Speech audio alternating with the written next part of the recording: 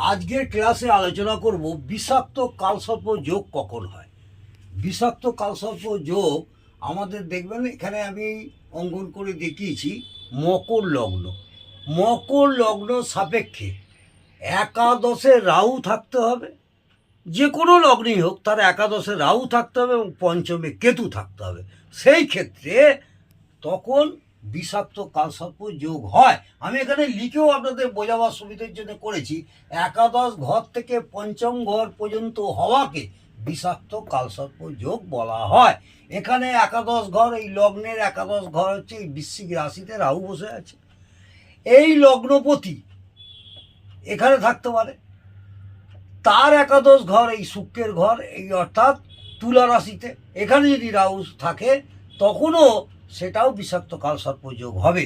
আমি এখানে অঙ্কন করে দেখেছি মকর লগ্ন, মকর লগ্নের পঞ্চমে কেতু, একাদশে রাহু। তাহলে একাদশ ঘর থেকে পঞ্চম ঘর হওয়াকে কি বলা হয়? বিষাক্ত কালসর্প যোগ। এই যোগের একটা প্রতিকার আমি আপনাদের বলে রাখছি, প্রত্যহ রাহু এবং কেতুর মন্ত্র জপ করতে হবে। স্নান করে প্রত্যেক দিন একবার হলেও রাহু এবং কেতুর মন্ত্র জপ করলে অনেকটাই সাফল্য পাওয়া যাবে। আজকে এই পর্যন্ত, নেক্সট দিন অন্য কালসর্প যোগ নিয়ে বিস্তারিত আলোচনা করব।